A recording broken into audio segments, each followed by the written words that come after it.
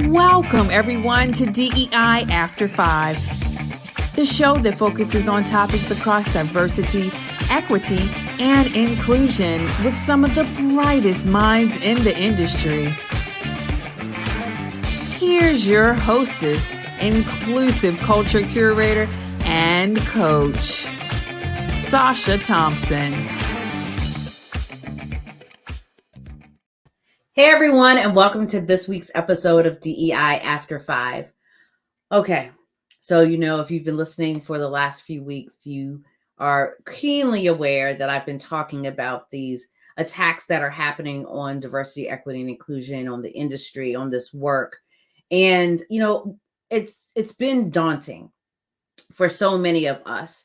I've had conversations with in-house practitioners, with consultants, coaches in this space, and we're all kind of saying and experiencing the same thing, right? Where it's high stress right now. There's so much uncertainty. Organizations are kind of backing out of this work, and so it's impacting people's jobs. It's impacting people's livelihoods, and so again, like the stress is super high. And so I wanted to talk about that today. And my guest is La'Vista Jones, who is a consultant actually in this space, and really wanted to dive deep into, how do we start to continue taking care of ourselves? How do we take off the cape? How do we do the things that we need to do in order to bring that peace to ourselves in this time of uncertainty? So La'Vista, welcome to the show. Hi, Sacha. I'm so glad to be here. Thank you for coming. So for folks who may not know who you are, give us a little bit of your background and how you got into doing this work. Yeah, so I am a daughter, a Midwesterner that now lives in Arizona. I am a former corporate dropout, turned entrepreneur. I was once in a former lifetime an AVP at a major financial institution. Now I do work with women, primarily with ambitious women that are in the corporate and entrepreneurial space, to really help them do the work that they love to do without sacrificing themselves. Part of the reason that I am a corporate dropout is I experienced burnout in that role. And when I talk about it, Sacha, I often say it was complicated, right? Like a complicated relationship status that you might see on Facebook. The job itself, I loved. It was actually tailored just for me and my skill set, but I didn't have the best boundaries. I didn't take care of myself well in that role. And it really, really took its toll on me emotionally, physically, mentally. And I needed to step away in order to really save myself, if you will. And so then seeing a lot of the habits that I had in corporate America still happening for those that are still there, happening in the entrepreneurial space as well, it was just like, you know what? Not on my watch. I can't sit by idly and see these women that have amazing vision, amazing minds hurt themselves by the way that they're engaging with their work. And so that's really what I have been doing since I resigned in 2014. Wow. My wheels are turning because, I think when we spoke before, it's something we all kind of do, right? Like we give so much of ourselves. And, that's one of the reasons, at the end of the show, and I talk about, and we'll get there, like what are the things you do to fill your cup? Because we're so often just giving, and we're not doing the things that we need to do to replenish ourselves. And so that's so important as a part of this work. And the nature of this work is to give, is to problem solve, is to be creative in ways where you are trying to fight systems that are inequitable. And so oftentimes when we're fighting those battles, we're fighting them for ourselves too, because we are part of marginalized spaces in some way, shape, or form. So it's difficult to kind of separate ourselves from that. And so that's the question, that I really have, because a lot of entrepreneurs, myself included, right? You are so passionate about the work that you do, because it is so connected to who you are. And so how do you start to create those boundaries? How do you start to separate you from the business? Yeah, that's a great question. And I've been thinking a lot about that myself, and actually wrote a piece about it where I feel like the cornerstone of that is to acknowledge your intrinsic value as just who you are, right? Separate from what it is that you do out in the marketplace, separate from what it is that you produce. Mhm. I think that a lot of the times that's kind of like where we find our value, where we pull our value, like what I was able to do, what I was able to accomplish, different things I was able to kind of set in motion, change that I was able to make, right? And we forget that if we never produce another thing, we're still valuable. Like we still hold value just because we are who we are. And I think that we need to acknowledge that more, celebrate it more, remind ourselves that, you know what, I woke up today and like that's a gift to the world simply because I'm here. Now, if I go out and I can help change a system or change an institutional culture, like that's like the icing on the cake, but like I'm the cake. Right. Right. Right. And I appreciate even your introduction of yourself, right? For so many of us, it's this you introduce yourself by what you do, Mm, right? By that what you the value you believe that you bring to the yeah, world, yeah, right? And what I love about what you did and even what you're talking about now is our value is so much more than what we can do from 9 to 5, yep, right? It is who you are as a person. And I've started seeing, and I actually have started doing it more myself of introducing myself from those perspectives mm. versus I'm the inclusive culture curator, right? Like that's not always necessarily the way that I want to introduce myself in all circles. And Right. so part of that is acknowledging exactly what you're saying. We bring value in so many other ways in the other roles that we serve in our lives. And we need to kind of put those front and center sometimes. Oh, absolutely. Absolutely, right? Like one of the things that I talk about is I feel that as especially we as women, right? I mean, it's the perspective that I can talk about because I am a woman, that Mhm. we typically as we grow up and we start to develop, significant relationships with other, people, our friends, our potential spouses, partners, as we have children or not have children, as we start diving into careers and moving up, in the ranks or starting a business, that if you're not careful, you start losing little pieces of yourself, right? Like little things that brought you joy.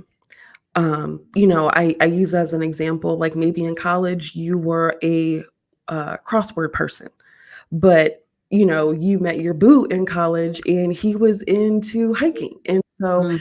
time that you would have spent doing crosswords, you're now out hiking a mountain because you want to spend time with that person that is significant to you. Yeah. But if you're not careful, you start losing the pieces that are you, the things that, that joy, that the ordinary joy, like in your day to day. And so I think that part of that um, acknowledgement of like your own value is like reconnecting with the things that like bring you joy, like the simple Yeah. things, so that you can celebrate who you are apart from all the other roles that you play. For me, I am a mom, I'm a spouse, I am a business owner, I am a board member. Like I wear so many hats, like so many other women that are probably Mhm. listening to the show right now. But first and foremost, I'm La'Vista. Right. Like I'll have like my own passions, my own likes, my own desires outside of what I do in a boardroom, outside of my role of cultivating this little person that I help co-create. So I think that if we don't purposely celebrate and practice and find like the joy in the ordinary, we start losing ourselves. And so then it's like the value that we're putting on our lives comes from all these outside places instead of coming from internal. Yeah, I so appreciate that. In my coaching practice, one of the things I've gotten really good at is reading body language. And so when I'm Mm, talking to my clients and just really hearing some of the issues and challenges, I'm like, let's put a pin in that. What brings you joy? Like, what are the yeah. things you get excited about? And I watch the dynamic, like the body language changes and shifts. And I'm like, well, what about that excites you? Right. Hmm. And so, like, how can now we can connect the dots? And often I've had several clients where, we've started down this path of this is what they wanted to do in their careers because that's how they wanted to define themselves. But to Hmm. your point, they lost what brought them joy because they were doing what other people had kind of put on them to do versus Yes. what their passions, their desires, their skill sets lent to. Yeah. And so it's like, that's one of the things I love doing, right? It's like helping you connect the dots to your passion. Let's put that passion to a plan. And Hmm. so, but it's so important that you get back to what is important to you, Hmm. right? What fills you, what excites you, what makes you happy. And I mean, I literally, one of my first clients was in IT doing Scrum Master work and was miserable. Come to find out, like, photography was her passion. Thing. Hmm. And I'm like, "Well, where did that come from?" "Oh, my dad Well, was a photographer, my grandfather was," so yeah. it's those family, the family, the passion, all of those things are so important, and we forget that. I call that shitting on yourself, right? And we've got to stop that. Like Yeah. similar to you in the coaching experience, had a client that I was doing some work with, and this is what she wanted to focus on. This is how she wanted to structure her business. This is offerings and things like that. And similar to what you were saying, like observing her body language when Mhm. she's talking about that, and then she would slip something in, like she was wanting to build this virtual assistant agency. And it's like, okay, great. Like we can do that. Like, let's see what we need to do to move you from like this point A to point B. But when she talked about, a separate offering that was in like the HR part of what she wanted to do, her whole body lit up. Right? Like she started smiling, like like you said, her body language was different. Yeah. And after it happened a couple of times, I'm like, okay, pause. Right, wait a Because minute. what are we doing here? And it's just like, Yes, she was like, well, this is what I should be doing because this is what people expect me to do in the marketplace. I'm like, but what do you want to do? And she's like, I want to right. focus on HR. And I'm like, then why are you not doing that? That's right. Because that's the thing that is literally lighting a fire in your soul. Like this other stuff, yeah, you're good at it, but it doesn't mean that you need to make a business out of it. This over Mhm. here is what you love. Do that. And once we made that pivot, she has just hit the ground running, and she has never been happier and more fulfilled in what it is that she's doing now that she's listened to her heart instead of shitting on herself and doing what everybody expected her to do. Yeah. And that listen to your heart piece is so critical. So as we started at the top around, like, the importance of self-care, the Mhm. importance of just checking in, your body will tell you when it's time to check out.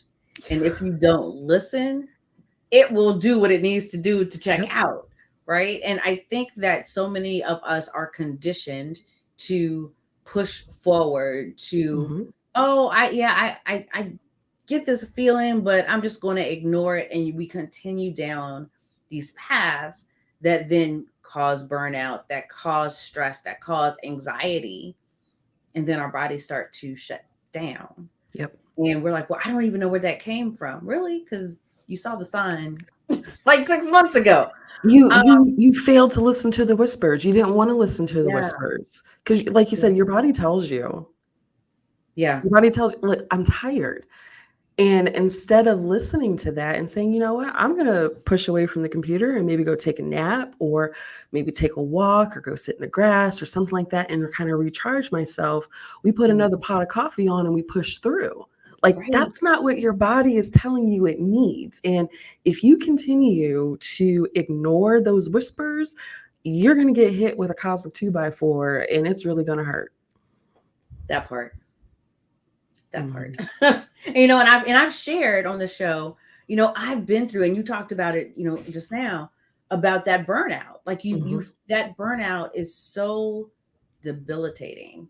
You know, for me it was, because I was just like, okay, why am I ending up in the ER like 3 times, almost back to back in the ER Yeah.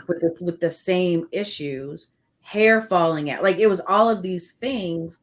And in my mind, I was like, if I don't push through, if I don't continue down this path, then I'm going to be a failure. Or like there was just this mindset thing that I needed to get past. Mhm. Once I got past that, and I was like, wait a minute, if I continue down this path, I won't be here in order to fight this fight. Yeah. I'm like, I'm good.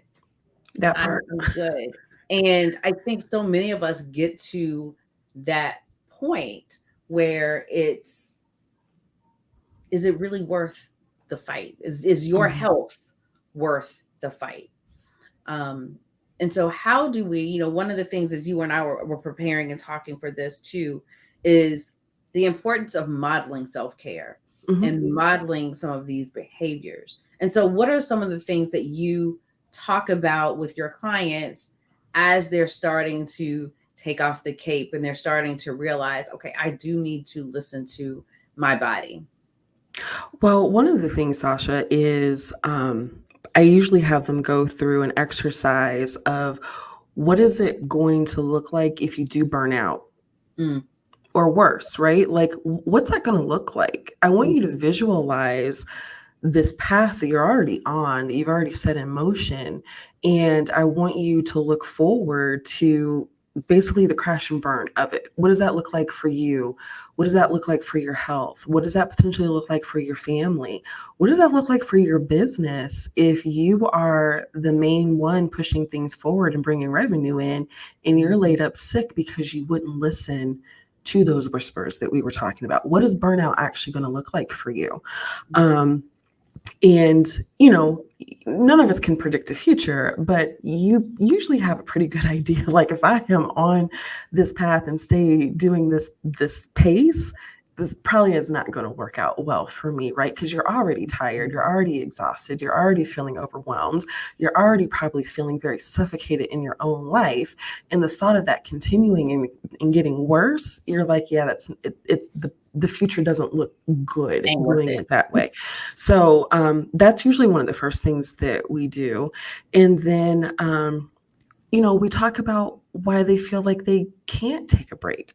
Why do you Mm, feel like you can't rest? Right. And I feel that like I have found that a lot of women um, tend to feel like, you know, kind of like what you were talking about. Like if I don't continue to do X, Y, and Z and push through, I'm not going to be able to show how capable I am.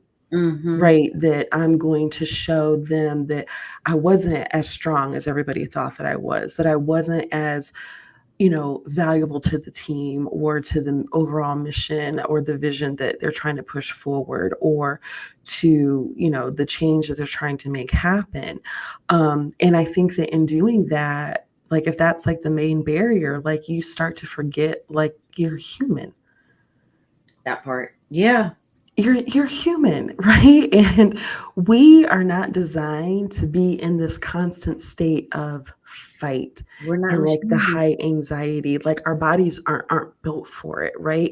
That's supposed to be, hey, there's like danger or something is happening and I need to make a quick decision to like preserve myself. But your nervous system isn't built to be in that kind of like fight all of the time. And it really starts to break, you know, your body down, like your nervous system, your, you Mhm. know, tons of different health things, high blood pressure, like, you know, weight gain, all this stuff like takes place when you're not paying attention to those things. So really wanting to have them kind of see like what the future is going to look like if they don't make some kind of change, and then figuring out like why is it that they feel that they can't give themselves the rest or prioritize themselves the way that they prioritize everybody else and all the other tasks and things that need to be done in their life, right?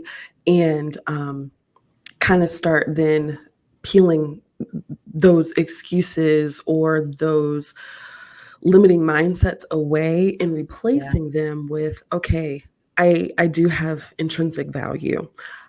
I am allowed to use my time and my energy and my resources to take care of myself because I'm worth it, right? That me taking care of myself, well, the cliche thing is like, self-care isn't selfish, but you know what? I call BS on that because I think self-care is selfish. And I think that it should be because it's the care of yourself. You are front and center of why it is that you're doing the things that you're doing to make sure you're okay. So it is a selfish act. And it's And that's okay. It's okay. And we've got to let go of the guilt associated with like, oh, I don't want to take this time. Like, but why? Yeah. Why? Why are you not allowed to sit down and read a book for 20 minutes? Why are you not Sit down and do allowed to nothing. and do nothing? And do nothing. I nothing. had a client sit and tell me that like, so she runs a business, she's on a couple of boards, she's now a newly single mother of two, well, older teenagers that are like right on that cusp of adulthood, right? Mhm. In college and all this other stuff.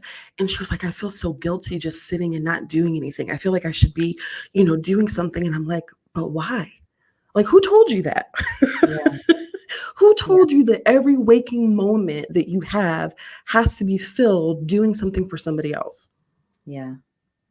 And it's a mindset shift Oh, big that time. we're talking about, right? Yeah. Again, I'm working with someone who getting her master's degree, has young kids, has older kids, and was laid off.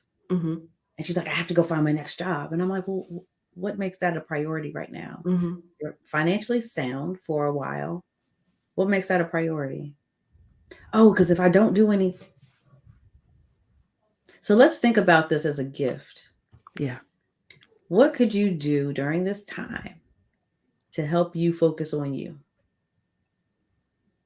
And when I tell you that it was just like this, oh, I could actually use this time to focus on me. Like, Me. Yeah. what?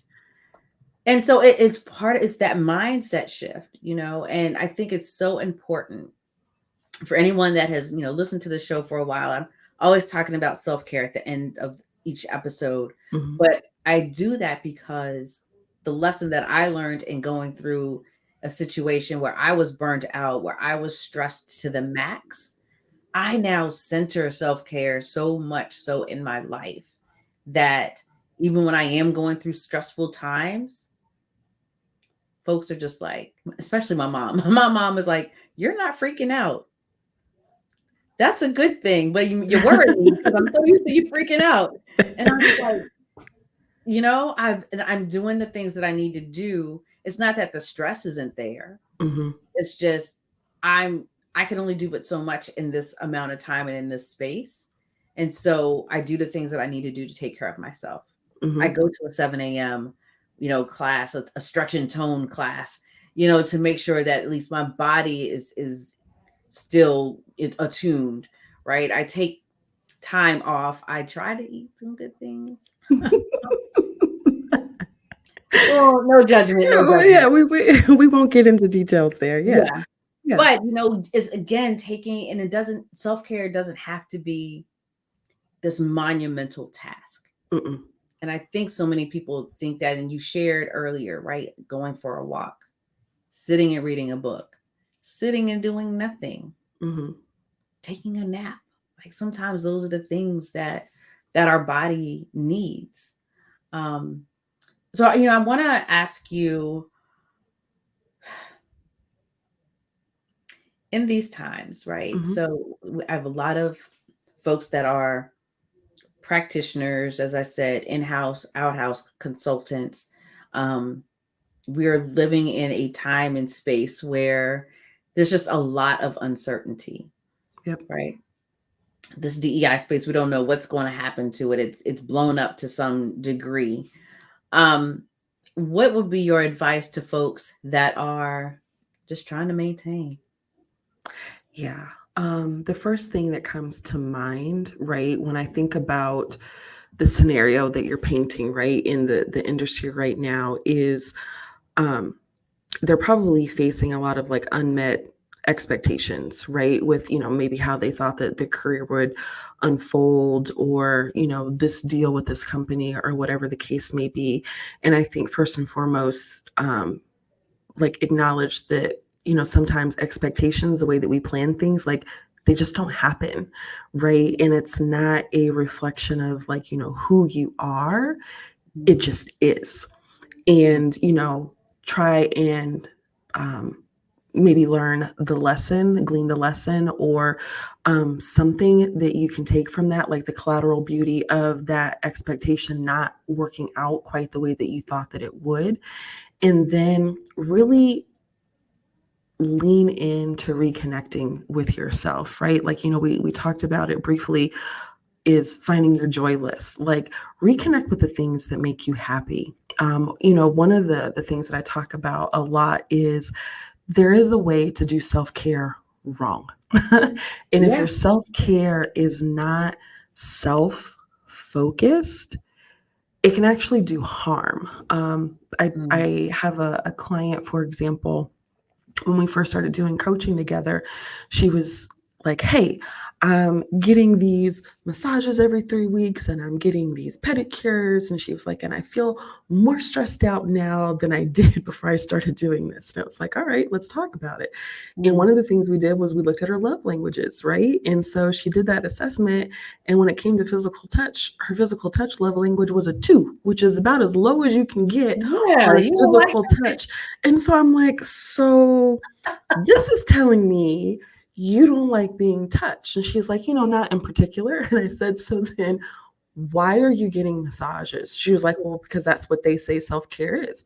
And I'm like, well, it is for people who like being touched. Like, I love massages, but my like physical touch is probably the highest, most dominant love language that I have. So I will pay for rub-ins like on a daily basis if I could, right? But it was like, this is harmful to you. And I'm like, how do you feel when you get off the massage table? She was like, I feel tense and I feel anxious. And I'm like, because you've just spent 50 minutes having a stranger touch you, and every single touch is agony for you. Yeah. This is not self-care because it's not focused on what actually makes you happy. And so after kind of looking at her joy list and figuring out how to reallocate this time and these resources to things that she actually enjoys, she discovered that she likes painting. And so the time that she was going out and getting massages, she now has canvas and an easel and all this paint, and she sets up painting dates with herself. Well, she'll sit out, on her balcony in the sunshine, and she paints, and that's her creative outlet. And she is so much happier now because she's actually doing and investing time in something that brings her joy. So connect with your joy list, connect with the things that actually make you happy. Finding that joy in the ordinary of everyday life is so important. Finding it, acknowledging it, celebrating it. And the other thing I would say, Sacha, especially because there's so much stuff that just comes at us on a regular basis, right? Vocationally, with our families, with, partners, those kind of things. I recommend doing regular self-checks with yourself. And so it's a practice that I do. And it's one that I encourage my clients to do. And it's a simple practice. I do it like every Sunday to kind of start my week off. And I just kind of sit and I get quiet, and I'll usually have my journal with me. And I just ask myself a few questions. One being, how are you? And I give myself the space to actually answer that honestly, right? I think so many times, like in just casual conversation with each other, it's like, hey, Sacha, how are you? And you're like, oh, I'm fine, right? Good. That's the nicety that we have been kind of accustomed, like our go-to response. But when you're asking yourself, like, how are you? Like, how are you really? Like, are you tired? Mhm. Are you anxious about something? Are you feeling unsettled about, X, Y, and Z? Like, how are you Yeah. truly? And give yourself, like I said, the space and permission to actually answer that. And then ask yourself, who and or what do I need? Yeah. If I'm feeling anxious, what's going to help me feel calm about this situation? Yeah.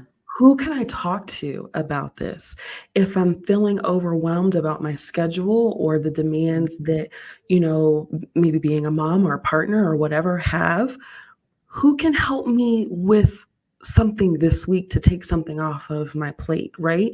Maybe it's making up in your mind that on Tuesday and Thursday, we're ordering takeout for dinner because mama ain't got it in her this week to be able to do all of these things and put dinner on the table, right? Do I need to talk to my partner about taking, little Johnny to basketball practice because I really just I can't deal with the extra pressure of leaving this meeting and getting here and doing that. Like, it would help me tremendously if you could just take care of that. Right? So, in doing that often, not waiting until like you might plan like a girls trip or a little retreat or something like that. Do it on a regular basis. I do it once a week. If you're feeling a certain kind of way, you might need to do it on a daily basis and check in with yourself and really understand how you are. Is there pain in your body? Do you need to talk to a doctor? Do you need to go, enroll in therapy? Do you need to find a hobby? Do you need to get out of the house and get some vitamin D? Like, what do you need? And Right. then figure out what it is and how it is you're going to get it. That's what I was just writing down. Like, how Not do we That's get a that? non-negotiable. It's a Right. non-negotiable because the way that we would go hard for our best friend, for our children, for our spouses, for our Yes. Yes. parents, that we wouldn't let a need that we knew that they had go without being fulfilled, we've got to treat ourselves the exact same way. Absolutely. We have to treat ourselves the same way, right? Like, I use this example of, hey, if you heard somebody talking to your best friend crazy and out of pocket, you'd be like, well, wait a second, right? Like, this is not going to fly, like, not on my watch. But we talk to ourselves crazy all the time, Yes. all the time, completely unchecked. And so it's like we've got to treat ourselves Yeah. like the best friends and the best asset that we have, because we are. Yeah. Yeah. We are. We're It's that inner valuable. critic. Yeah, we are valuable. We are worth it. And we deserve to be treated well by ourselves, Yeah. first and foremost. And I think that that goes back to that, earlier part of the conversation we were talking about modeling. Like, you get to model Hmm. how you are treated every single day for yourself. Yeah. Every day. And you need to have a That's high self, bar for yourself. yeah, that's self leadership, like, at its greatest level. How do I treat me? Yeah.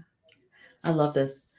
So you kind of shared like what do you do to fill your cup? But I want to ask you, like, Yeah. you do this weekly thing. But what are the other things you do to fill your cup?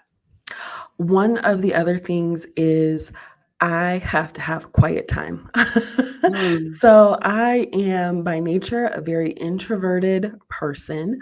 And as it would turn out, I have co created one of the loudest extroverted little people on the face of the planet. My clients, they call him the mayor because he never walks Mm. into a room without fully introducing himself. Like, he's like the kid that walks into a plane and is doing like the fist bumps with the Yeah. pilots and the people. And so he's 8 and he's been this way his whole entire life. Oh, that's And so hilarious. it's just like, how did that come from me? Like, I don't know. And so I have to, on a daily basis, give myself quiet space where I'm not being talked to, where I'm not hearing a Nintendo Switch, where I'm not hearing television, where I'm not hearing questions. I have to have it because it's what I need. I need quiet space where nobody is asking me for anything, talking to me. I'm not hearing any noise. Like it's as valuable and as necessary for me as a good night's sleep is to just sit in quiet at some point during my day. One of the other things that I do is I have a me time block on my calendar. So it's a transition time between me dropping my son off at school in the morning and before I start my office hours. And so it's a time that's on the calendar where my team knows they can't meet with me, they can't set appointments for me. I don't talk to my husband, Right. during this time. And I use it to do whatever I want. And sometimes it's coming home and laying on the couch and taking a quick nap. Sometimes it's sitting out on the porch with a cup of coffee. Sometimes I read. Sometimes I binge something on Netflix, but I do whatever it is that I want to do during that time. And it literally says me time on the calendar. So it's just whatever flavor, I'm feeling that day. That's what I do during that time because it's time that I have scheduled with myself for myself to do what I want. And one of the other things that is a non-negotiable for me is bath time for myself. And when it happens, and it's a date that I put on the calendar for myself because, just like our interview today, like this is something I've committed to doing, right? I'm going to show up and I'm going to be the best version of myself for this interview, right? I do the same thing for myself. I put myself on my calendar and it's all right, here's my bath time. And I make a whole scene of it, if you will, right? Production. I love it. Yes, it is. It's a whole full on production. Like my son knows that during bath time, I am not your mother. My husband knows I am not your wife. Our dog knows I am not your person. Like, right. Nobody is to come to the bathroom door to talk to me, to knock on the door for anything. And I have a playlist. I have certain candles that I light. Like the lights go out. I play my music. Like I've got one of those trays where I can have like my wine and everything sitting there. Yes. I've got my bath, but like it's a whole thing that I do to just sit and relax and just unwind and just sit in that water and just be. And that's one of those non-negotiables for me. My husband is, over 6'2". He hasn't fit in a tub, I think, since he was in the 8th grade. So like the value of like taking a bath, like it doesn't really compute for him. He's like, it's a bath. But it's just like, during this time, this is sacred. This is sacred. I disassociate myself from all of you. I don't know any of you in this house until this bath is done. And it kind of goes back to that thing of like modeling. Like they just know, like, you know what? Mommy, basically, she might as well not even be here. Like, like don't come for me. That is okay. La'Vista, how can folks get in contact with you if they are interested in learning more or working with you or, getting more ideas about bath? I mean, because I'm sitting here like I have a big old bathtub upstairs that I've never used, that I'm about to go get some bath bombs. And yes. Yeah. I'm about to shut this whole place down. Yes, shut it completely down. So you can go to my website, which is lavistajones.com. And I'll spell it for you. It's LAV as in Victor, ISTA, Jones, JONES.com. You can hear me talk on my podcast, which is entitled Boss Talk, and it's capital BOSS talk, and you can find that on Apple Podcasts or wherever you listen to podcasts. And then you can connect with me socially on Facebook, Instagram, or LinkedIn. Keep it really simple, just La'Vista Jones. And again, it's LAVISTA JONES. La'Vista, thank you so much. I mean, this has just been a fabulous conversation. I loved it. Yeah, we have not had a conversation on self-care in this way on the show. And so I appreciate it because there are some capes that need to be thrown off and there's some baths that need to be had. It's a walk station Listen, and all the things. listen. Because Yes. I mean, we are seriously in a very interesting time. And so Mhm. I think rather than trying to take it all on, we really need to use this time to figure out how do we focus on ourselves and how do Mhm. we do what we need in order for us to be able to maintain. Yeah, Because we got enough things coming after us. We don't need our bodies to be shutting down on us in the process. So absolutely not. Mm-mm. thank you. Thank you so much for being with us Oh, today. thank you for having me, Sasha. Absolutely. And everyone, thank you for joining this week's episode. I hope you were able to again walk away with one or two things that you can do for yourself. I definitely have written down a couple of things that I can add to my repertoire. Be sure to share, like, subscribe, tune in every Tuesday at 5:15 p.m. You can find us on YouTube or wherever you listen to your podcast. And I will see you next time. Have a good one.